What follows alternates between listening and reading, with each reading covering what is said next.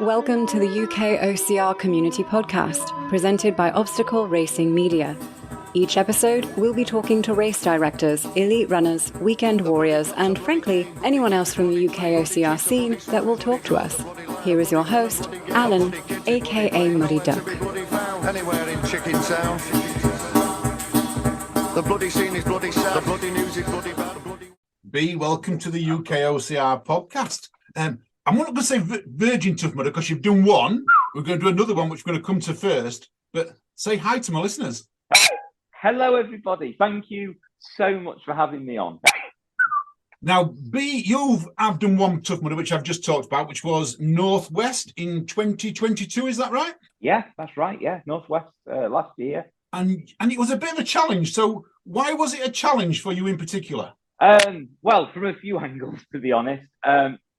One is, I have Tourettes Syndrome. I'm also autistic, and I have ADHD and OCD. It sounds like a lot of labels, but a lot of our community, 88% of us have more than one condition that has Tourette's. So it's not unheard of to have multiple things. But also I'm in a wheelchair. So I had the problems of the sensory side of I can't even stand wet socks. I can't stand the tags in clothes. The minute I get a t-shirt, the tag is cut out instantly because I can't stand the feeling. It winds me up. It makes me feel irritated. It's horrible. When you've got issues like, sensory needs like that, textures of foods, I can't stand wet socks, things like that, taking on a Tough Mudder with water, mud, obstacles, and then getting my wheelchair around it, you could say there was a little bit of a barrier there. There's a lot of barrier there. Now, you didn't go around in a wheelchair that we see on the streets. I'm going to assume you're not. I mean, you would tell me different, but I'm thinking one of these where people push themselves around the streets and things like that. Was yours slightly adapted? So it was the wheelchair I'm sat in right now, my everyday wheelchair. Yeah. However, we took my everyday, I have Spinergy, street wheels on it. And then my little sports casters. What we did was we took these off, and you can buy mountain bike wheels that are adapted for wheelchairs. So we put mountain bike wheels on it. And then I've got a front wheel, which is effectively a thing that bolts to the front and it lifts my casters off the floor and turns 4 wheels into 3. It's literally got a wheelbarrow wheel on it, literally, which is free spinning. And then we screwed my handles on because I don't have handles on my wheelchair. I hate being pushed. I like to be in control of my body, and I see my wheelchair as an extension of me. I like to be in control of my own movements, not other people move me around. Tough Mudder was an exception. I couldn't have possibly got myself around with my arms. But yeah, so it was semi-specialised. It wasn't like a mountain trike or any of the other brands you can get. It wasn't purpose-built off-road. It really wasn't. It honestly wasn't built for a Tough Mudder. It was built for going maybe through a park, on the grass with your dog or whatever. It wasn't necessarily made to do something as extreme as a Tough Mudder, but it survived. In fact, it more than survived. It took it like a champ. He's still here to tell the story, just like you are. Yeah. Well, I know you didn't do all the obstacles, but let's talk about your team first. How many was in your team that took you around? Well, in total, there was 5 of us. So there was me, our boss of the charity, Kim. There was her brother, Pete. There was our Yaz, who's a volunteer like me at the charity. And then there was our Kerry, who is just part of the charity and part of the community. Literally 5 of us. We did team up with Tourettes Manchester to start. But there was 5 of us, including me. So 4 people plus me getting me around. And what made you want to do it? It's tough enough for an able-bodied person. But for someone like yourself, this is a crazy, insane thing. Honestly, I didn't want to. I like the honesty there. I didn't want to. No, I really did not want to do Tough Mudder. The thought of it made me cringe. I just thought, why would anybody want to do that? I was well against it. Kim just said to me one day, "Bea, do you want to do Tough Mudder with us?" And my instant reaction was, nope. No, thank you. Forget it. No, don't ever ask me again. No.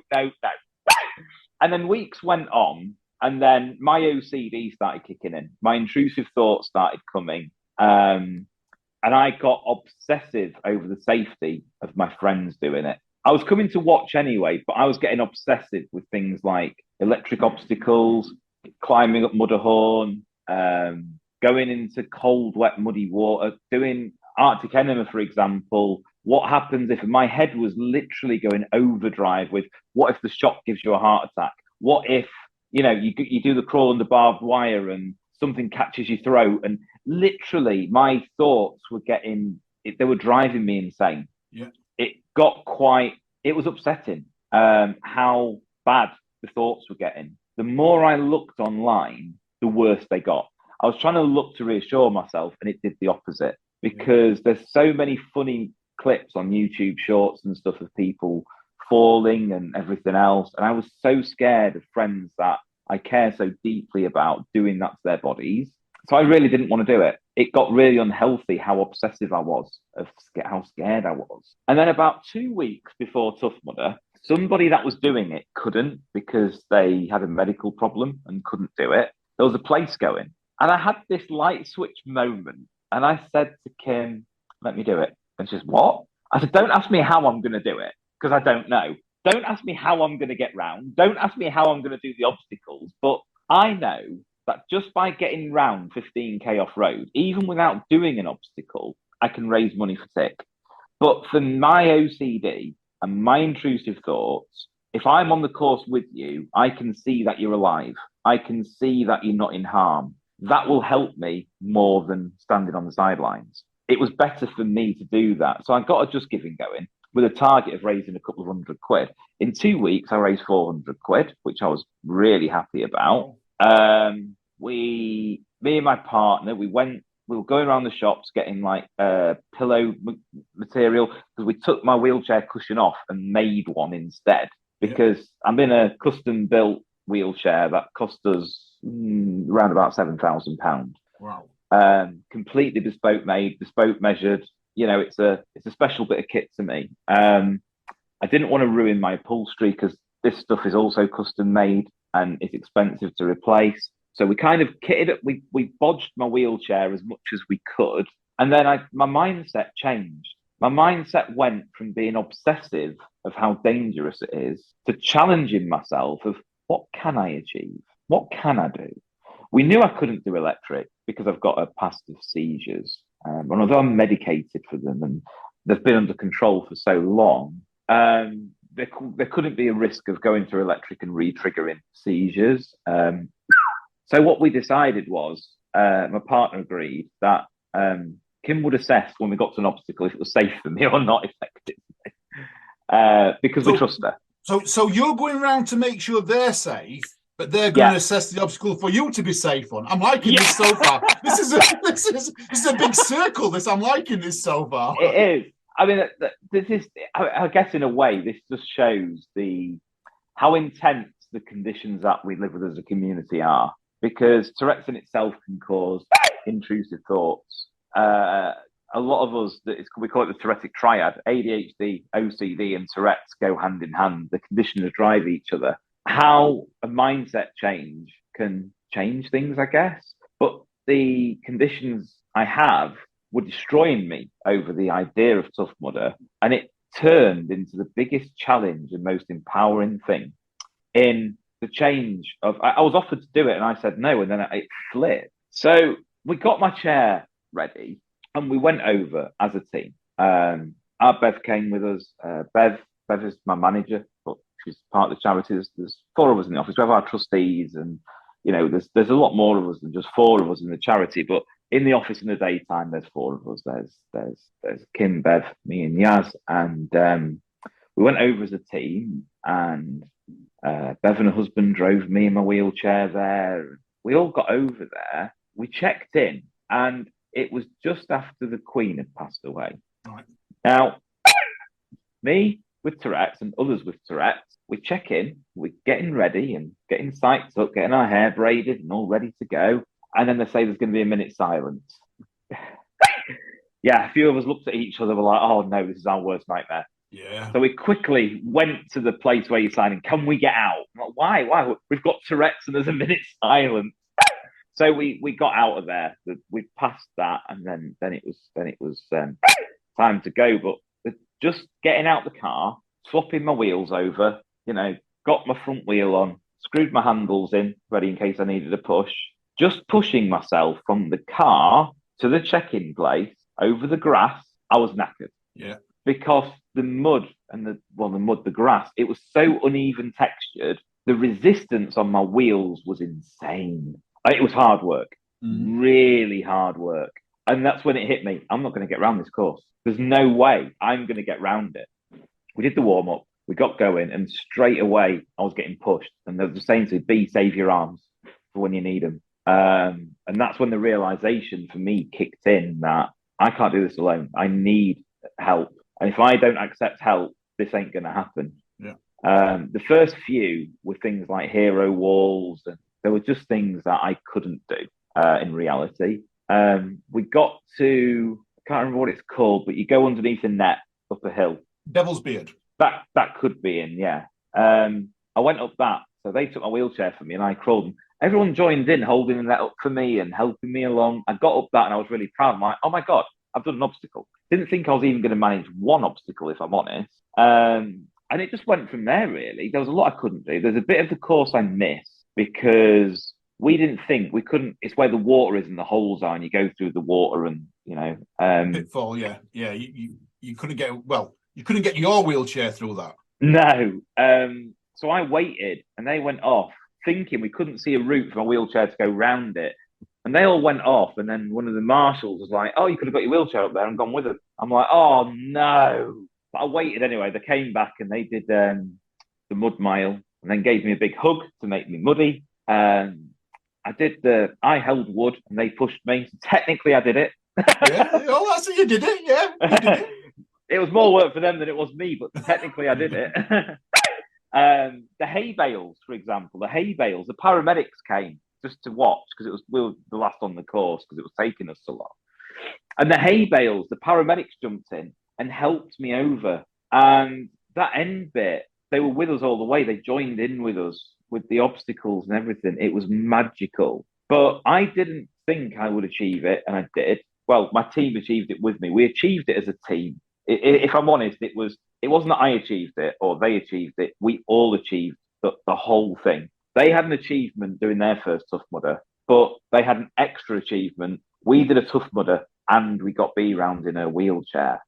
I got an achievement by sitting there and being pushed, which sounds stupid, but it was exhausting. With my chair moving underneath me, the core muscles in my belly, keeping my upper half upright, was exhausting in itself.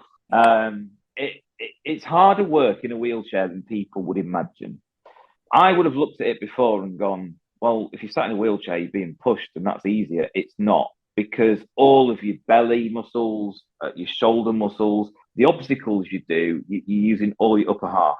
And the limited use I do have of my legs isn't fantastic. So I still need help, even though I get limited use. But that means nearly all of my energy is coming from my arms and pushing on my arms, doing obstacles on my arms, keeping my core and my body upright over the bumpy surfaces. It was really more exhausting than I realised it would be. Yeah, I can get that. I imagine all that. You told me off air, though, about the last obstacle of the day that you managed to go through because you were determined to go through it. You want to tell my listeners about electroshock therapy? Well, yeah, so I can't do electric. Obvious reasons, seizures and neurodiversity. It wouldn't have been safe. So when we got to the end, we had these paramedics with us and everything else. We'd acquired a team of people that were all watching because I guess because we're one of the last teams, but also because as far as the marshals told me, I was the only one on the course on a wheelchair that day, if not all weekend. Because although people do Tough Mudders in wheelchairs, then it's not overly common, if you like. Not every course will see someone in a wheelchair all weekend. It drummed up a bit of support, and we got to the end, and then the paramedics told or asked the person manning electroshock therapy, "Can you turn the electric off so Bea can go through?" We rocked up to it, looked at the little hay bale obstacles and stuff. And I just looked at Kim and I said, Kim, I don't want to finish in my chair. I don't want to be in my chair. I want to finish. I want to go through it over the hay bales, and I want to finish not on wheels. And at that, I threw myself out my chair and collapsed in a heap on the floor. And then Kim and her brother literally grabbed an arm each, pulled me up, and I used my legs to the best movement I had, but they effectively took up near enough all my body weight and dragged me through the finish all the way to the actual finish. Like, you go for electroshock therapy, then there's that, I don't know, sort of 8-10 meter gap.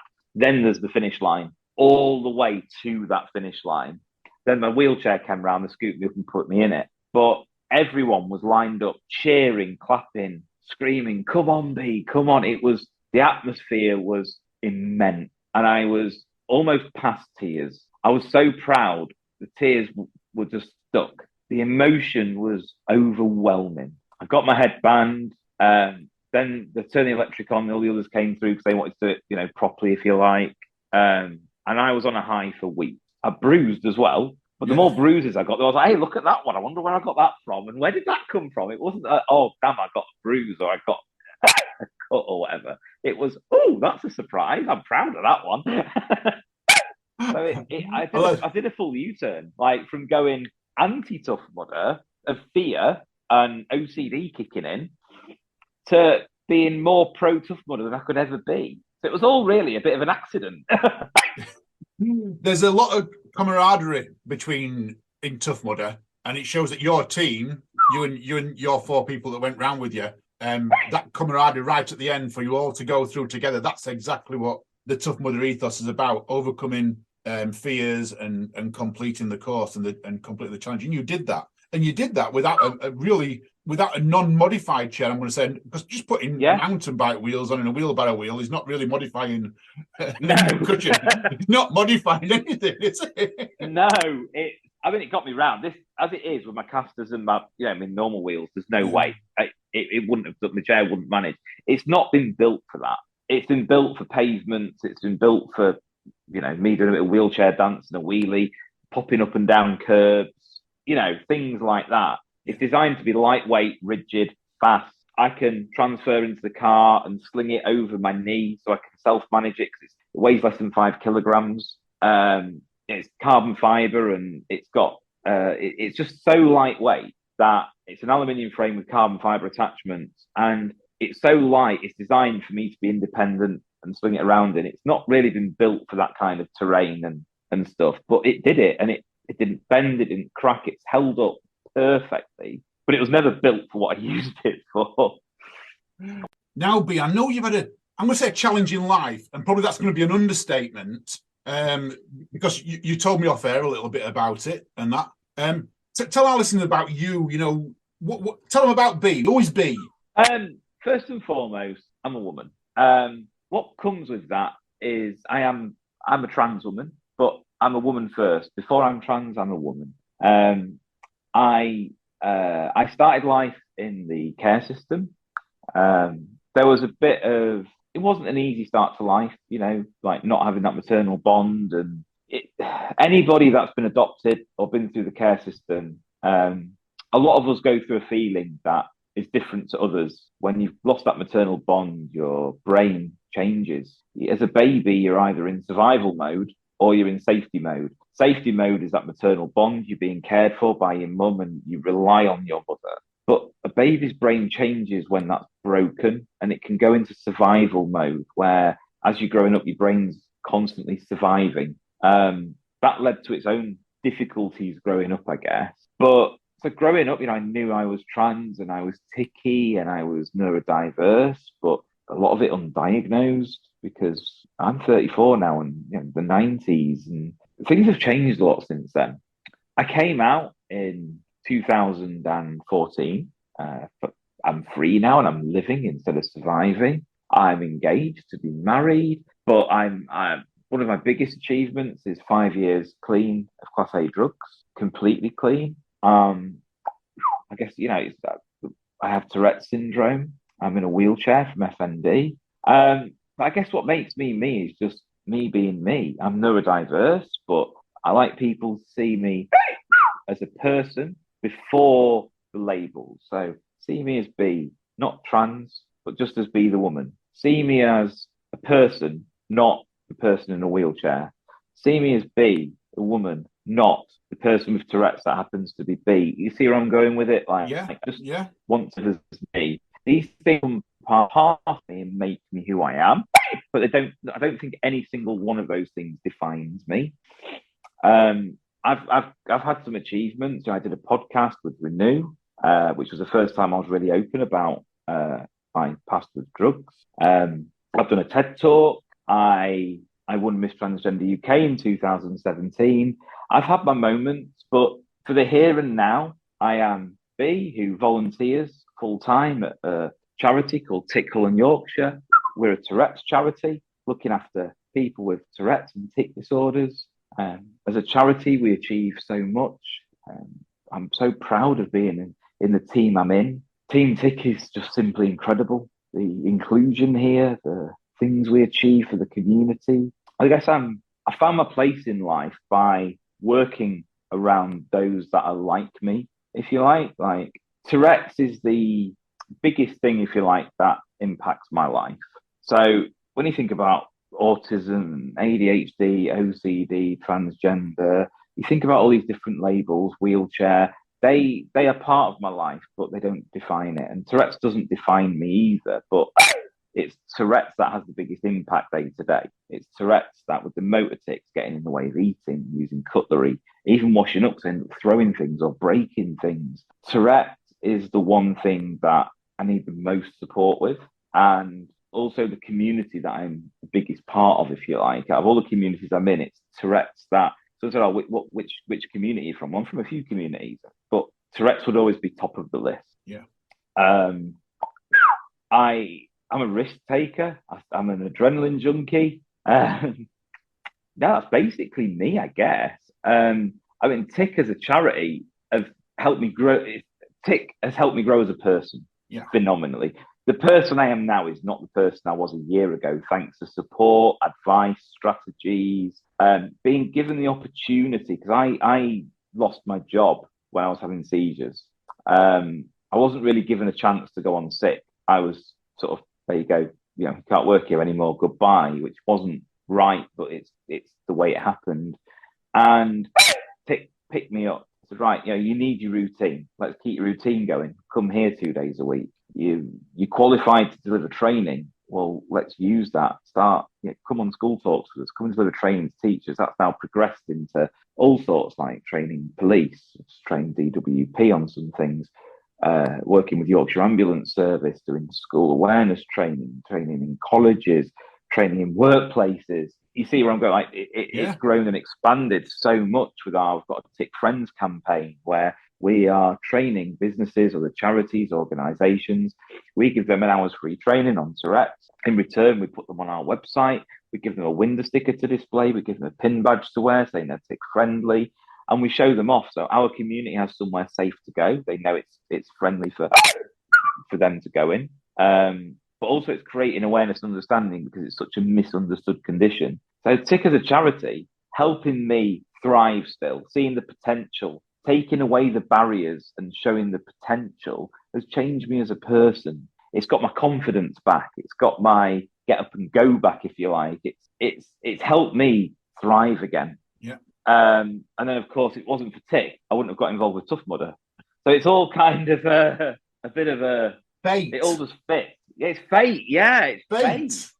It's fate. This is how we met. It's just fate, just how we met because we know people that have put us together. That's it. Yeah, because I mean, I was through Tick. I do the IAG, so Humberside Police, and then I turn up one day, and then one of my people I know there said, "You've got to meet Shell," and I'm like, "Who's Shell?" She's so much into Tough Mudder, it's unreal. You'll really get on with her. So I met her, and I said, "Oh, you're into Tough Mudder?" And she said, "Oh yeah." And she told me a bit. She said, "Are you?" I said, "I'm doing my second one this year. We're doing Yorkshire." And out of nowhere, suddenly I've got this new friend. And then it's, I can sort your assistance team out. You're not going to do this by half. We'll get you a proper team to get you around. We've done this before. And out of nowhere, I've just found myself in this community where I'm even getting my own crab hat when we go to Yorkshire. Your team crabs. Well, it might upset the squids, but Yeah. Shell is team crab, and so that's she's leading my assistance team. She's the one that's put my assistance team together. It has to be that's the team I joined. That's half of my listeners, like Team Squids, have now all switched off. No, they won't. I'm only joking. They'll want to know more. I'm sure they will. I'm going to ask you a bit of a personal question. You said earlier on you were on Class A drugs. Has being involved with TIC and moving you forward down that, has that become your new drug in driving that forward? Because I know people who've been on drugs before, they've had to find something else to replace it. Is that yours going forward? Is that what kept you off it? I think what got me clean was my partner. Well, I knew my partner anyway. There's a history with how we got together. I'd known her for 12 years before we got together. Right. We loved each other, but we just never admitted it. Oh. And then one day she had a bad dream and realised. She woke up and was like, something's wrong. I don't know what. It turned out that there was something wrong, and I was about to make an attempt on my life. Don't know how she knew, but I'd taken a lot of stuff that night. I was in a bad way. I was trying to mask a lot of dark thoughts with using substances, and I ended up passing out. And I woke up to this message, and I was flying to Lanzarote the week after to do some modelling because I was the current Miss Transgender UK at the time, and we were messaging and talking non-stop. When I flew back, I used that week to clean up. I literally thought I need to sort my act out. I've got love here. I've got someone that cares about me. I've got a future. I've got someone I could be with, and that love changed everything. I was empty. I was missing so much. I was missing that companionship, the love, the relationship, the having a future with someone. That's what I was missing. I felt lonely, isolated. I was in the media and being chewed up in the media all the time. The comments on social media was rife just because I was different. And then I came back on the plane. I got on the train from the airport to come back. The train doors open and she stood there on the platform. Oh. And I was on live on Facebook as well, talking about what I've been doing and stuff. It was all captured on video. It was immense. 2 days later, I stayed the night, and 5 years on, I've never left. Now we're engaged to be married. That's amazing. So loves your new drug. Loves the new drug then. Yeah, effectively, yeah. I mean, she did compare when I did Tough Mudder last year. Someone else compared to Donna, and she agreed. Does Bea know the difference between a spa day and a hospital bed? She replied, no, she doesn't. I'll teach her one day. But that she is the reason I'm clean. I mean, I did it for myself, but I needed something. I needed a reason. And then TIC really just adds to that, in that I know I've got acceptance. I know I've got support. I know I'm wanted for me here, not for my differences, but for who I am. And that is a package of difference. It's a package of neurodiversity. It's a package of gender identity. And it's a package of, obviously, having Tourette's at a Tourette's charity kind of fits. But they're like me for me, who I am as a person.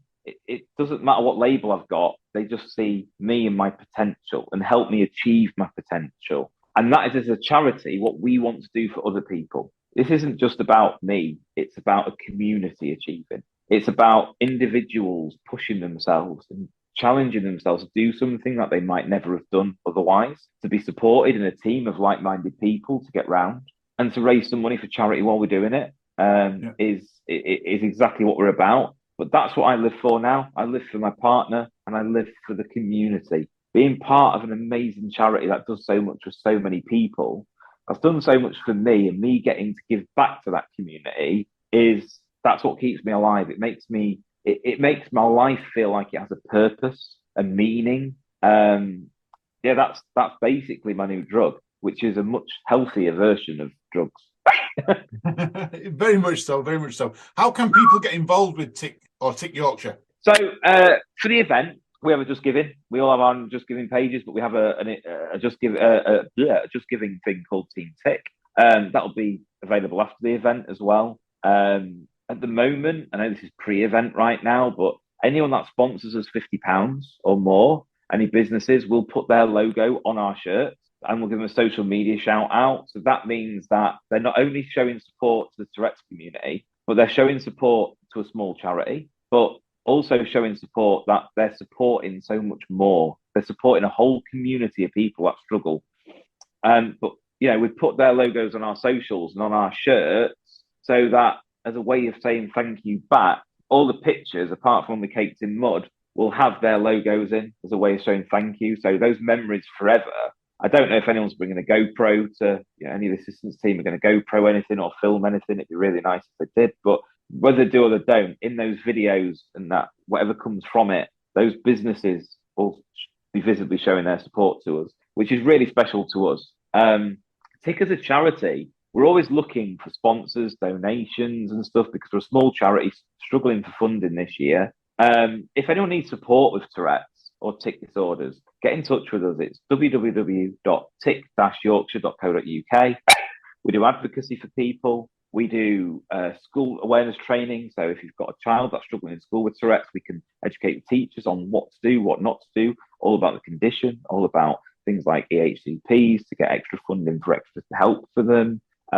Businesses, we will train, we'll work with you to get better help so you can take someone on with Tourette's and you know how to support your member of staff to help them excel and shine rather than struggle, to be better welcoming to customers, understanding of their needs, and just generally also just public. So outside of their work life, they have more awareness and can support the community and have a better understanding because there's so many stigmas that are wrong about Tourette's.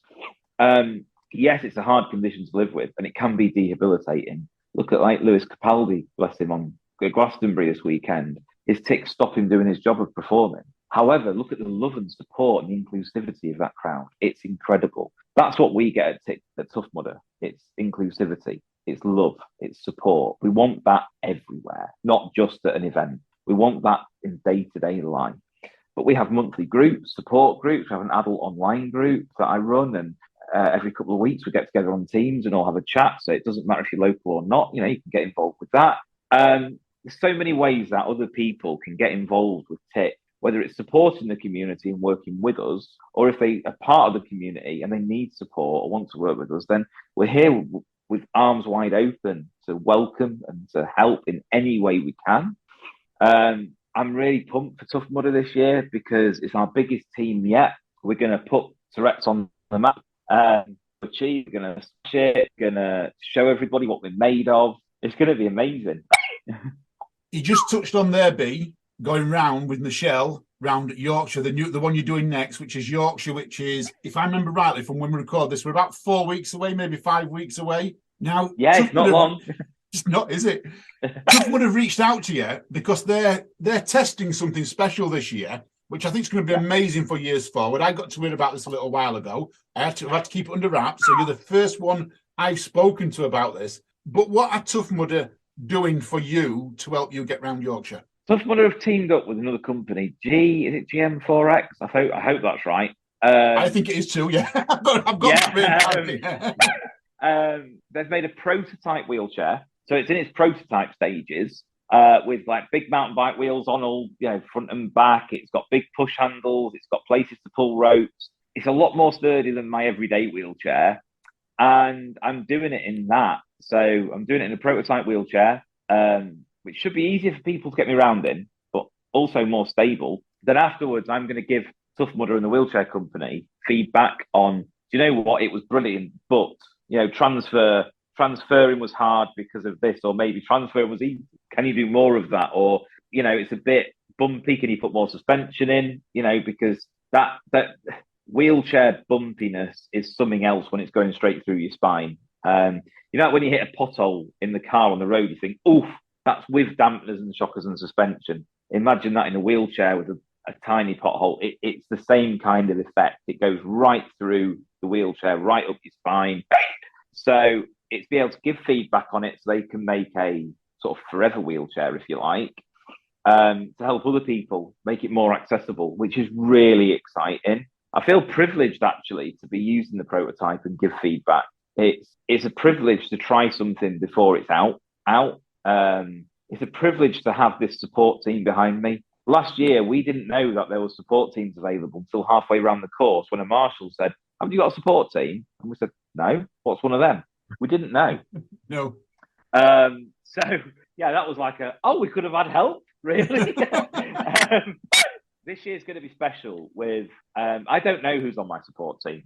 Shell's told me a few things like, we're hoping to get this person, we're hoping to get that person, because it'd be really amazing for you if we got these people because of life experiences and such forth. I'm really hoping there's a few women as well as men, because we've got to do it for the girls. I know there's going to be some very experienced people on my team. I'm really hoping that, I don't know if you're coming or not to Yorkshire on the Sunday, but it'd be I would lovely love to now. I would love, now you're going, I actually want to go, but as my listeners know, I've got a 100-mile run to do on that same weekend. So this is the first Yorkshire I've missed in a while.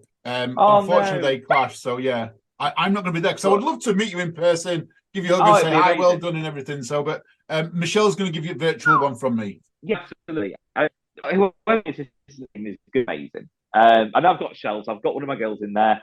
And I'm already so grateful to people I haven't met and don't know the names of. Just for, she's been saying to her, I've been speaking to this person at this event, and I had a word with them. They said, what are you doing next? And she's saying, well, we're doing this, but Yorkshire, we're getting RB round in this new wheelchair and blah, blah, blah. And they're saying, oh, we'll be there. We'll come and give you an hand. We'll come and join you and help you. And I can't believe the kindness of people hearing, oh, someone's doing it in a wheelchair. Right, let's get there and help. Humanity in the outside world doesn't always feel like that. You know, humanity is, especially in the media, can be a very vile, ruthless place. Social media is full of opinions, comments, and hate. Yeah. And to get people, wank yourself, fuck off. Sorry. When you've got people like that of a community that are willing to come and give their time helping you get round, you know, they've already said that they will help anybody else in the team or anyone on the course that's struggling. But we've got a team of 20, I think there's 28 of us now, but they're scared. It's their first time as well, like it was last year. They don't know what they're going into. They don't know, you know, how rough, smooth, hard, easy anything is. They don't know because it's all an unknown. You can watch as many YouTube videos as you want, but it's not like being there. The atmosphere you can't replicate. The obstacles, some of them look tougher than they are, and some of them look easier than they are. You know, it's on a video, you can't really get the full feeling. So I'm excited for them. I'm excited for them to come and embrace, get the feeling I got last year. This year for me, though, last year, 7 obstacles and 4 very tired teammates getting me round. This year, a team of ambassadors, an assistance team, getting me round in a fully geared up chair so my teammates can enjoy their Tough Mudder for them. That's a special thing for me. And I can get there and achieve. There's some obstacles I can't do, like standing and balancing on things is not my forte. Let's face it. Yeah. But if I said there's 30 obstacles, I don't know what obstacles are going to be there yet. I cannot wait to find out, because then I can count how many I can do. Standing and balancing and things like that, write them off. If I can do 26 or 27 obstacles, that to me is a complete Tough Mudder, because it's all the obstacles I can physically do. Shell has already told me how they're going to get me around. Like, so she said, for example, if they were going to get me up Augustus Gloop, they would put 2 bits of rope on my harness. They'll get me at the bottom. 2 of them will go up first with the ropes. I use my arms, and then they pull the ropes to support my bottom half. I pull my arms, and someone will go behind me to place my feet if need be. Otherwise, I can just dangle, and they'll take the weight from the top. Yeah. That just in my head proved to me anything is possible. If they can get me up Augustus Gloop with no legs, then anything is achievable. They've never got anyone, or Shell at least said to me that her and her teams haven't ever got anyone over Mudderhorn yet with no legs, but they're willing to do it and try. And I've said, we're going to do it. We are going to do it. I am going to get over. As long as you're happy to help me do it, I'm going to get over it. My biggest fear there is height. Yeah. So if I can take that on, that is going to be magnificent. The only downside is it's going to take me a lot longer than anyone else. I'm going to be up there for longer.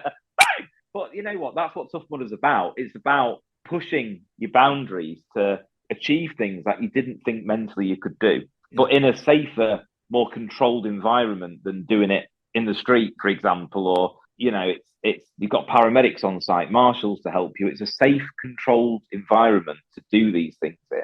That's why it's so special.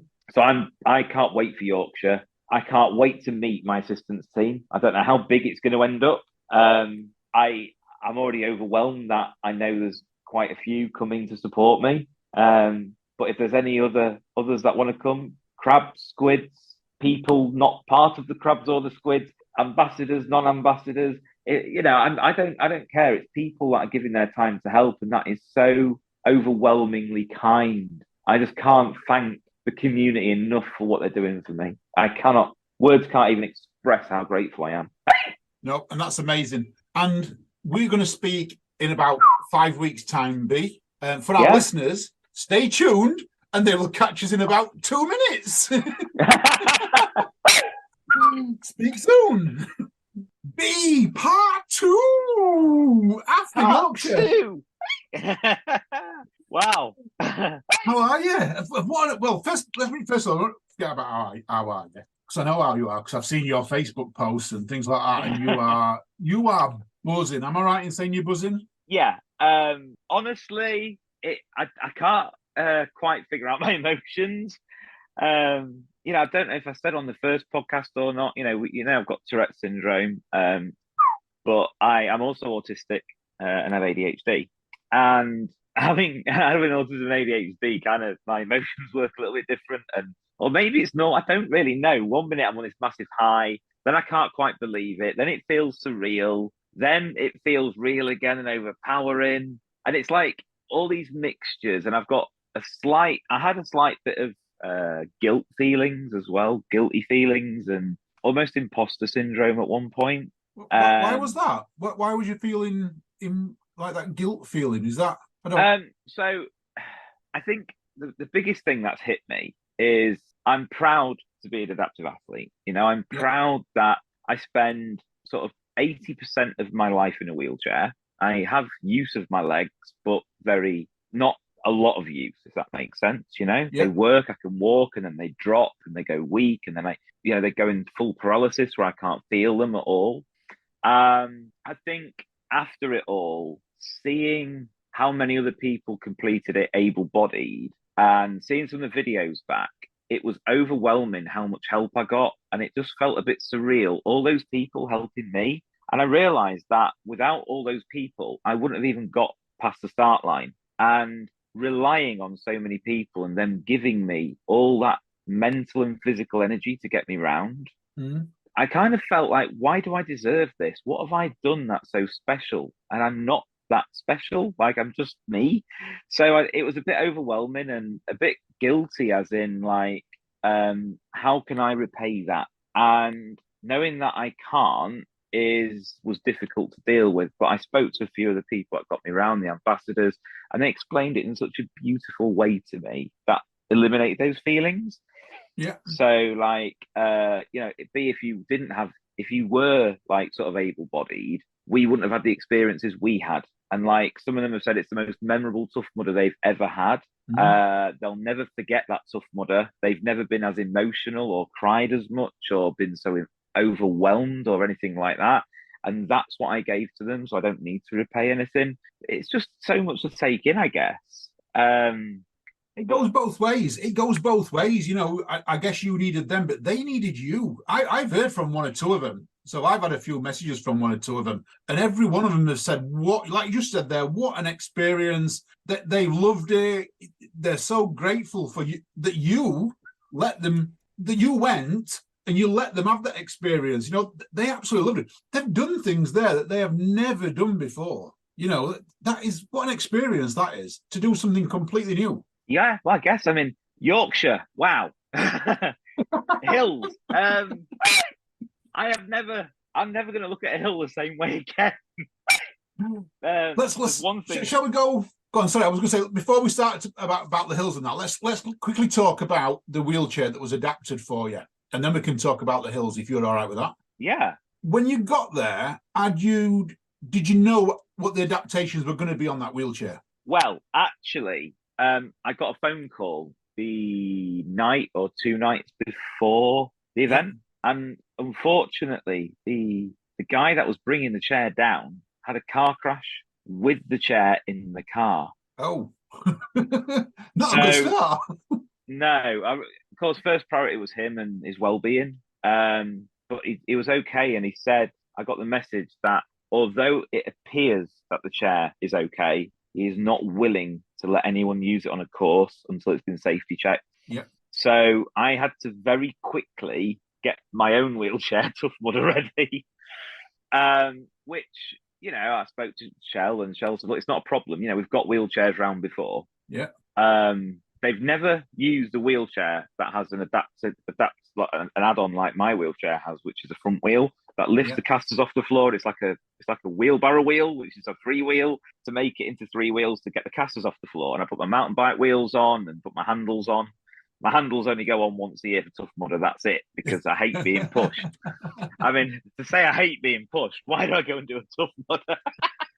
But nevertheless, I did. And so I ended up using my own chair. Wow. And I had heard a rumour that you'd use your own chair, but I didn't know the reason why. That's why I was asking about the wheelchair. Yeah. So you're on the start line. First of all, I hear you met one of your, well, you follow someone on YouTube. I reached out to him, and I heard he came and said hello to you. So I turned up with one of my friends, and Team Tick was sort of on the way. But I rang Shell, and I said, Shell, we're here. He said, right, come to the info tent. So I got to the info tent. I said, Shell, I'm here. Where are you? I'm behind. I'm doing my hair. It was a complete lie, I think, because she actually sent a couple of the team to me that were complete strangers. And she told them to rainbow me to make me feel welcome. So I just got greeted by a couple of people that said, can we put some rainbow on you? Oh, now come with us, you're round here.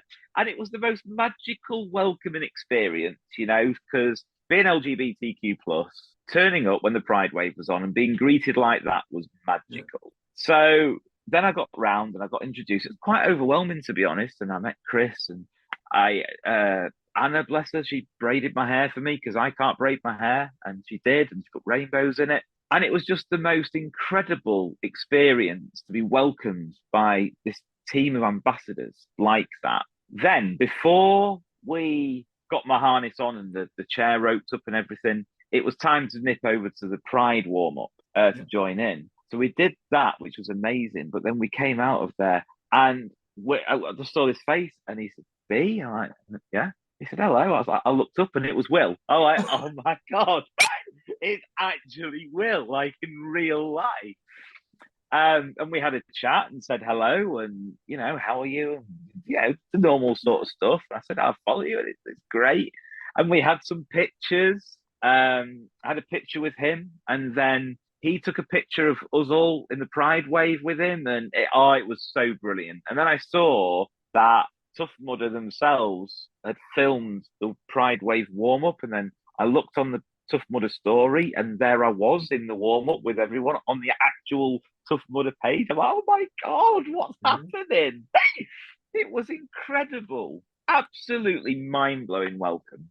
Then we went and got my chair rigged up, you know, me rigged up and everything. And then it was time. We went to the start, and that's when the nerves hit. I mean, the nerves really hit because I'm sat there in the middle of all these people stood up. So I'm the short one as always, because in my wheelchair, I'm only 4'4.5". Yeah. The half matters when you're only 4'4.5". Fuck off. I'm a short cunt.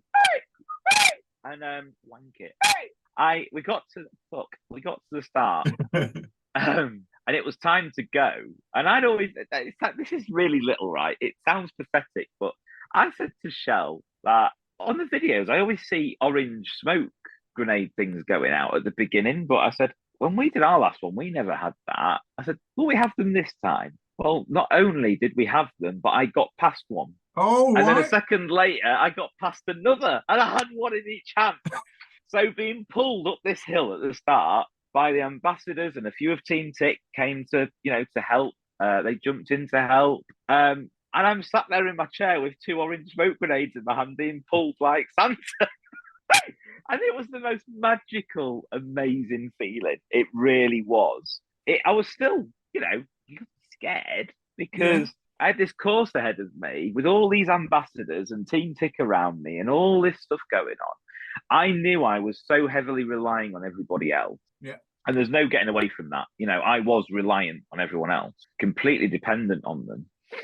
I didn't want to let anyone down, by not achieving myself. Mm. But also I was scared of what was to come because I've seen all the obstacles in real life, but I've never done half of them. So like things like Kiss of Mud was near the beginning. My tics can be brutal sometimes and dangerous, particularly on motor tics. I was so scared of grabbing the barbed wire and it ripping through my hand, or my head flying up and cutting my head or anything like that. But I didn't even need to say anything. As soon as I got on the floor and started pulling myself, there was an ambassador or two lifting the barbed wire over my head as I went under to keep me safe. Yeah. And it was the little things I thought of like that that enabled me to do it safely. And after that, I got back in my chair, and that's when I realized, oh my God, I'm safe. I can do this. Yeah. That was literally like the start. It was such a mixed bag of emotions, but it was incredible. Absolutely incredible. So we did. I know you did quite a lot. I think there was only about 2 or 3 things you didn't do. We'll come to some of the amazing ones in a bit, but let's go through some of the obstacles then. Which for you was the most frightening of them all that you had to? Because you, from my understanding, did you do cage crawl? Yeah. And cage crawl for me, is like that's my worst. I hate cage crawl. The fact that I'm virtually underwater with a couple of inches of space to breathe in and things like that. And I hate that. What was it for you? So I would honestly find it hard to choose between 3 because, well, actually 4. I genuinely, between the top 4 because they were scary for different reasons. Yeah. And so first of all, Crybaby. Oh. I thought I'd be okay because I could semi-feel my legs. I was able to crawl myself. Yeah. I got halfway through and it was pelting the menthol and the smoke and whatever else comes out. And my legs started going numb. And I actually haven't told anyone this yet. Even the team that took me round don't know this. But my legs started losing feeling. Yeah. And I didn't think I had the strength to drag myself on my arms. I'd already used my arms quite a lot. Yeah. And it just got a little bit too much where I started getting what we call tick tension, which is where your muscle, everything starts getting tense. And it slowed me down. And getting through that slowly is harder than I ever imagined. I got out of it and I just took a minute to recover, but I did it. But the scary moment wasn't about the obstacle. It was about my legs and my body failing me in a time when I needed it. Cage crawl, I honestly thought I'd be okay because, coming from a place of pre-FND and leg failure, I was doing triathlon. So swimming is one of my strong disciplines, but getting in, I started to panic and I don't know why. Flipping myself over and looking up at the gap and and my legs were completely, they were just dead. I couldn't feel them, they were jelly. Only being able to feel half of my body and going in a confined space with water scared the life out of me. The saving grace to me was having one of Team Tick to the right of me. I had Shell to the left of me. And then Zoe on the obstacle shouted, "B, you're okay. Sam's behind you. She's waiting for you." Sam, she's one of the ambassadors that took me around. And I'll talk a bit more about sort of how I've made my own mother family already, if that's all right, shortly. But Sam was kind of I've already named her my emotional support friend. She was there waiting for me and they kept talking to me. I pulled myself through, but she was holding the mops open for me because sensory wise, I couldn't cope with that. Yeah. That would have just sent me into overdrive.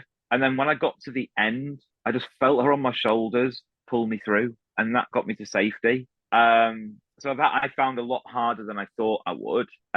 Stairway to Heaven. Now going up that vertical see-through, you can see straight through it on a harness. Yeah. And when you get to the top, you realise it wobbles. Yeah, it does. And I'm at the top with no legs, well, no feeling in them, holding on while they're switching the ropes around. That's a scary feeling. Now, granted, they had the hold of me, so I was safe. But when you're already scared of heights, that adds to it when you can't just get it over and done with. And then Mudderhorn was petrifying. So between them all, because of heights and claustrophobia and stuff, I don't really know which was the scariest. I actually think I freaked out the most at Cage Crawl. Yeah. I freaked out the most at the beginning of Cage Crawl, but I freaked out the most in the middle of Crybaby. and I freaked out at the top when I was on Mudderhorn and Stairway to Heaven. So I don't know which one was the most scary. And I get all of that because I go through Crybaby and I have to go through really fast. I hold my breath and I go through as fast as I can. I would hate to be in there. And I know people who are listening to this will be saying exactly the same. To be stuck in Crybaby with the mental pumping out, you know, is like probably one of the worst feelings ever. It's very claustrophobic and, you know. Honestly, I was stuck for maybe a second or two. It wasn't long, but when you're in it, that feels like a long time. Oh, yeah. Yeah, definitely. And I completely agree with Stairway to Heaven because I hate it. I'm able-bodied and I hate going over the top of Stairway to Heaven. That is I'm glad I wasn't there because I would have been frightened for you going over the top of the hour. You know, that is one of my worst ones is Stairway to Heaven going over the top of there. You touched on Mudderhorn there. Now we've shared a quick video so people know about Mudderhorn. No one, to my knowledge, adaptive athlete like yourself has been over the top of Mudderhorn, you know, so no one in a wheelchair. A few adaptive athletes that have got limbs missing but can walk and things like that have been over, but no one like yourself. So it's a first in the world from what I understand. They got you over Mudderhorn. That was some effort. I saw, you know, the part that got me, they got you up the wooden part and then it looked like you got hold of the ropes and they just left you there. And it must have been 10:50s. And I'm thinking they're leaving her where they're going. They're just leaving her on Mudderhorn to hang on herself. Now, what happened? It was. I might get emotional. If I do, I'm sorry. Because it was quite epic. When we were going around the course, we were looking like, right, B, do you want to do Funky Monkey? I'm like, I do, but my arms are weak. I know I'm going to swim. Yeah. But I'd rather grab 1 bar, 2 bars, 3 at most, and swim and say that I did it. Say that I attempted it than just go round it, you know? That was what this Tough Mudder was for me. It was about giving it my best at everything I could, which I did. The only things we didn't do were things like the walking one with the pieces of wood, you know, and things like that because it was physically impossible for me to do. The one where you swing on on the side, you hold on to the side things and go through, and there's one where you push yourself up on bars and shuffle. Yeah. I physically didn't have the arm strength. There was no way really logistically they could have lifted me through it. So I ended up doing 26 or 27 obstacles, something like that. I think I'm still proud of that. I still think it's an amazing effort and achievement from my team to get me round that many. It was incredible. But every time we said, what are you going to do, B? How are we going to do this? I kept saying, I want to save my arms from Mudderhorn. Because in my head, sort of going, that was going to be the scariest because of the height. Yeah. I hadn't even considered all the other stuff we did, like not even considered all the smaller heights that they got me over. That was scary, but we rocked up to it, and I'm looking at it, and I'm like, oh, that is quite big. Yeah. And I had sort of Sam and Chris and Shell and just my whole team with me, and I said, "What are you thinking, B?" Chris said. I just looked at Shell and Chris and I said, I trust you. I want to do it. Yeah. And for me, that's what it was about. I've got this amazing team of people with me, but they've just done 16 kilometers alongside me and pulling me along and doing the obstacles and getting me through them. They're exhausted too. I was in, honestly, absolute agony. My back was killing. Mm-hmm. But I thought, this is the end. We're either going to do it or we're not. And next thing you know, there's this PA shout out that I can't remember the exact wording, but it was something like, right, everybody, I've got an announcement. B is in a wheelchair. Her and her team have just done the full course and she's in a wheelchair and they want to take on Mudderhorn. We need some muscle. We need effort. If there's anybody available that is spare that could come over and lend this team a hand to get B over Mudderhorn, it would be amazing and whatever else. And next thing you know, our little team there, all these people just came. They arrived from Tough Mudder volunteers to athletes that had already done Tough Mudder to staff from HQ. And then the army come round from the army recruitment place and the combats, the army turn up. So a few of them went first. Yeah.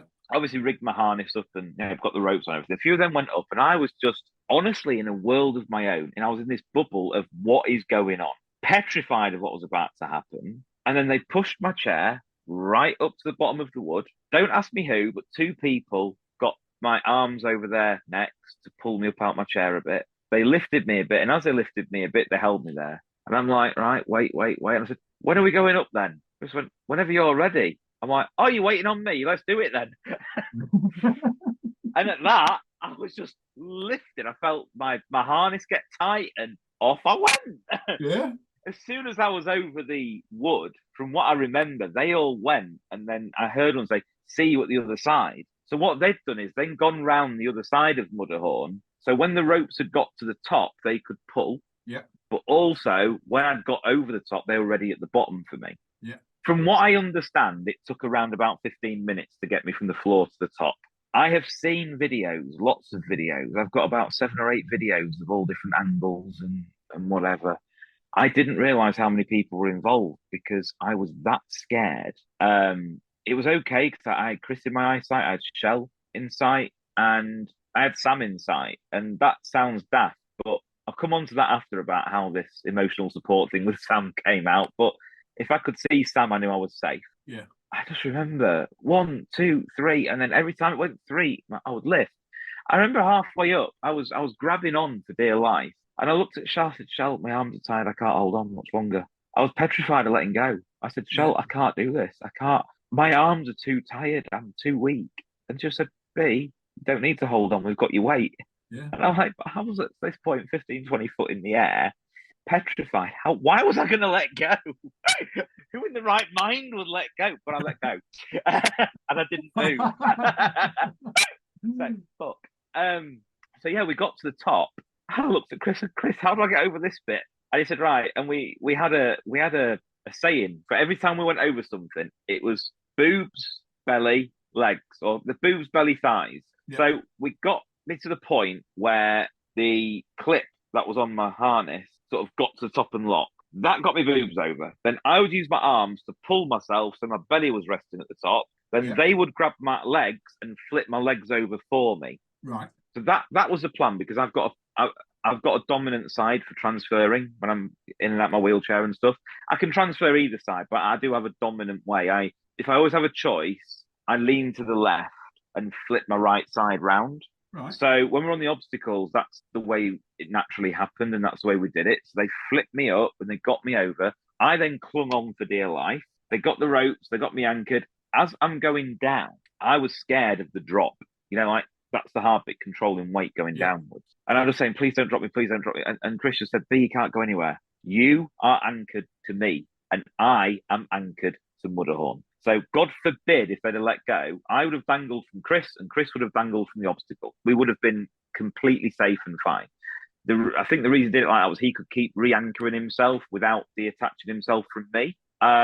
We got down and everyone was waiting for me. And then we got to the bottom, and I remember my legs touching the floor. I'm not sure it was my feet, my knees, I don't know. I just remember things going on the floor. And as I did, they let go of the ropes and I dropped and they held me. And then Chris got down and one of my friends and Shell, and that was it. Chris, I hope he doesn't hate me for saying this, but he just started crying. And then I started crying and Shell started crying. We all cuddled at this moment, and everybody went ballistic. They roared, they cheered, they applauded. It was this eruption of celebration. What we've all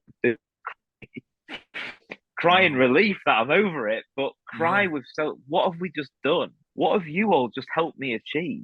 It was so magical, and it was such a mass effort. Yeah. And every single person that helped make that happen, I cannot thank from the bottom of my heart, because it was just so special. After 16 kilometers and us all being exhausted, we take on what should have been impossible. Now, kudos to everybody. Chris, being a qualified rock climbing instructor, having safety tested, weight bearing rock climbing ropes with him. I had a weight bearing safety tested harness on for the whole thing, to pull me through obstacles safely.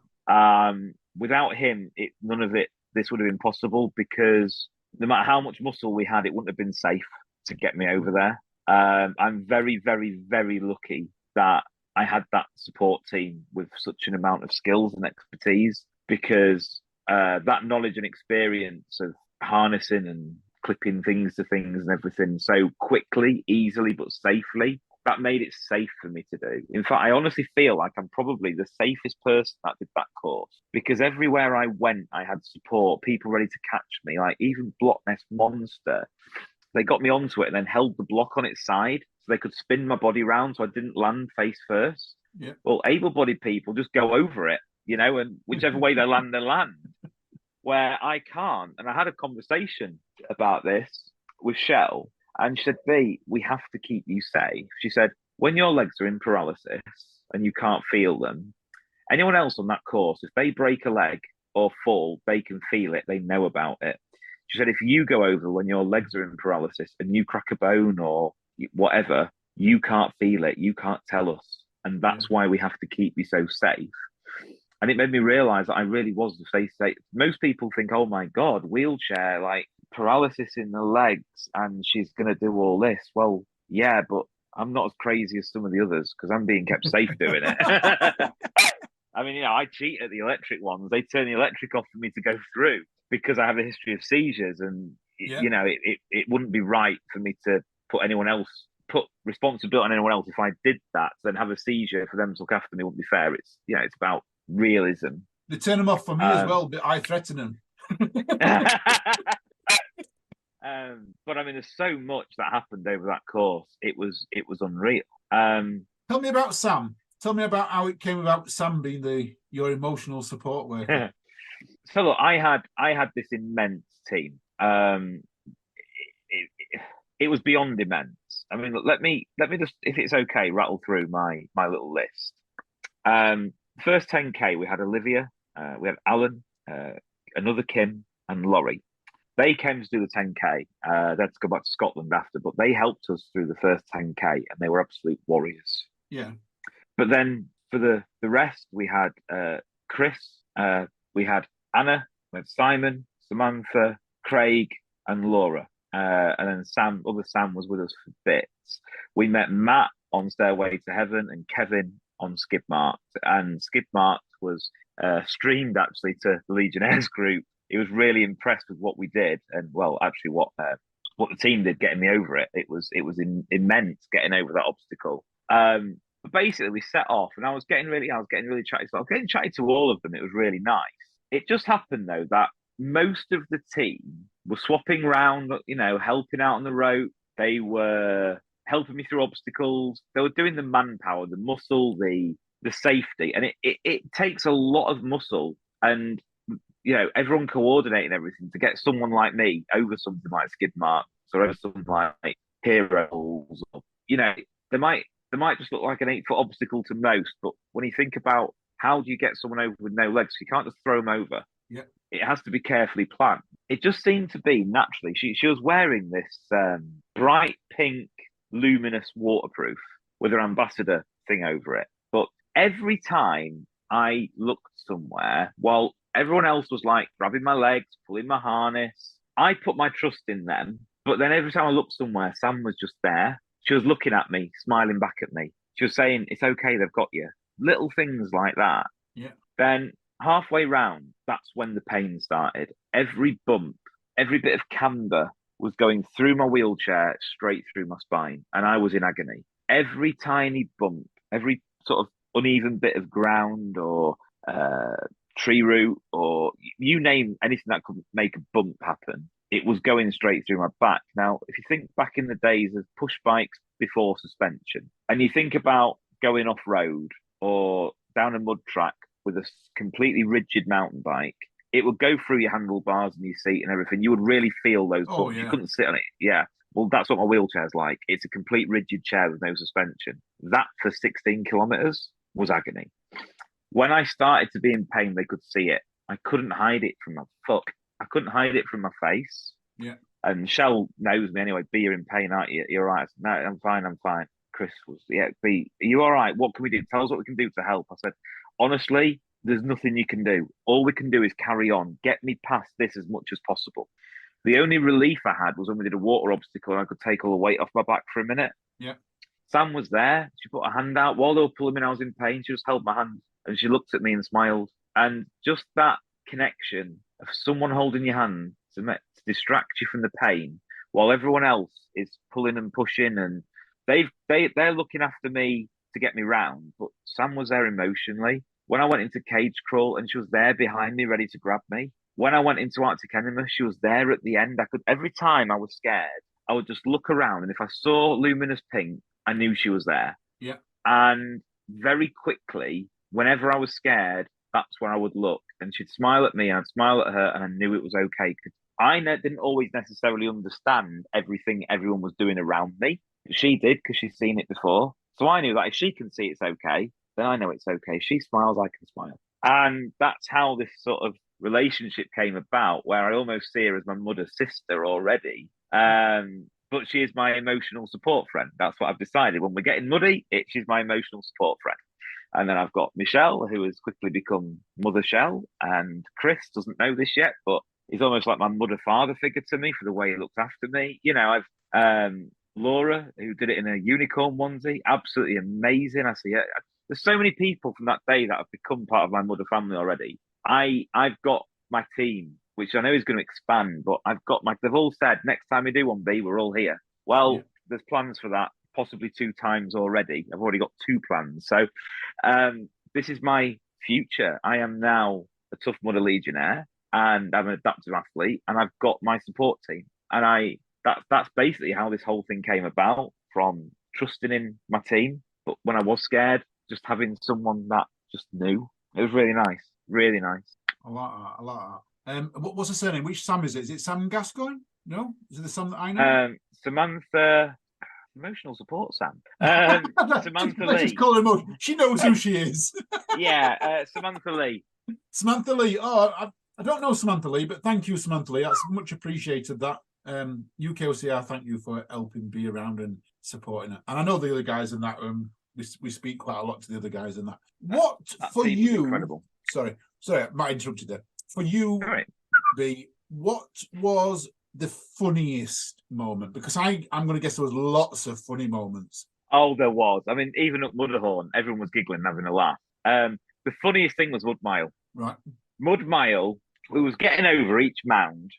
A couple of my friends from Team Tick were there. As Shell and Sam and everyone else are kind of pushing me over, my other friends are there to catch me. But they wanted me to go head first so they could pull me in. That didn't happen. It didn't happen. They threatened it, but they didn't. But we got to the end. Now, bearing in mind, I'm harnessed up with these little almost dog leads attached to me for them to pull, short ones, if you like. Yeah. And we get to the end, and you know what it's like at the end after halfway through day 2. It is just a bog. Yeah. They couldn't get my chair over because it would have been too slippy for them to pull me out of it. Yeah. They had to try and get me to the end of the bog. Every time they stood up and pulled me, soon as they pulled, they'd slip over again.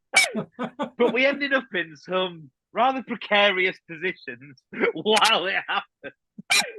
There was a safety aspect, like, a few times called out sort of, don't be careful, because when you slip, don't kick me in the head. Because they were attached to me.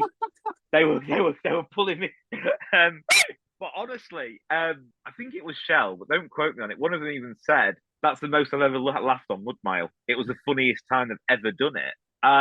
It was painful to laugh because we laughed that hard.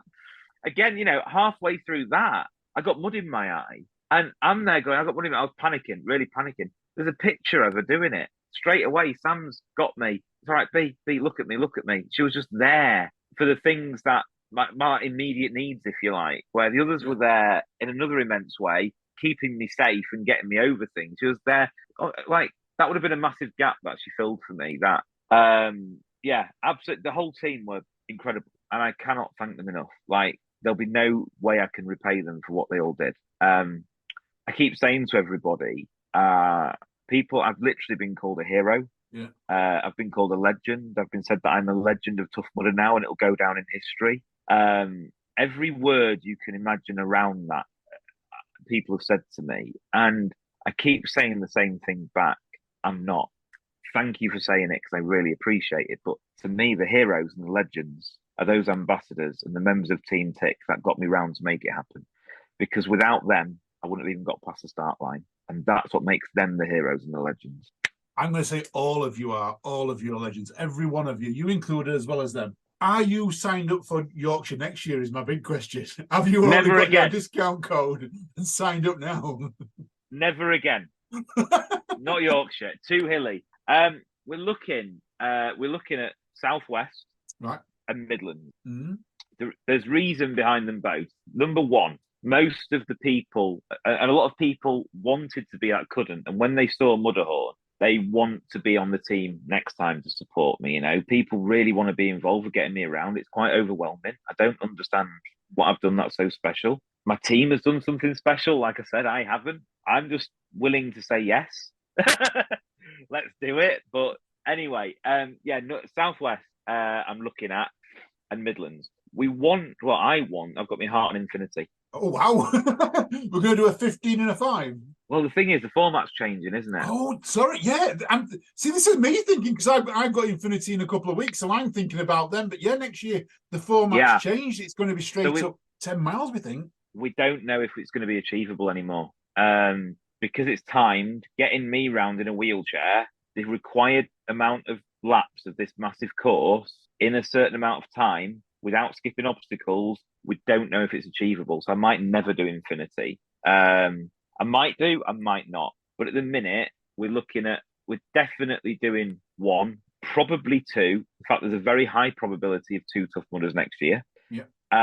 One of them may be an Infinity, it may not. What we're going to do is we're going to do one first, see how I feel, see how I recover, because I'm looking at getting a mountain trike. So I'll have my own proper geared up off-road wheelchair with suspension and eliminate a lot of the pain I get in my back.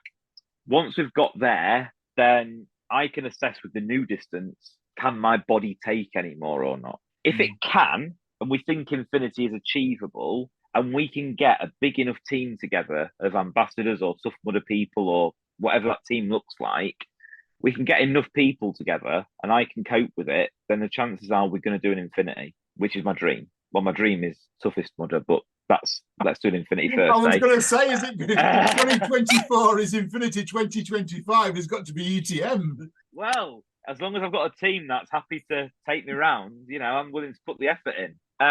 But yeah, it's 2 Tough Mudders next year. I can't wait. I genuinely can't wait. We've got a plan as well. Well, Shell's had a plan, maybe for a world's first again, which would be exciting. And if we could pull that off, that would be something special. I don't know if I'm allowed to say what that plan is or not, though. Tell us. We'll keep it quiet. Well, not telling you. If you tell me right now, it'll be between me and you. I promise. No, I won't promise. I won't promise anything. I'm going to release it if you tell me.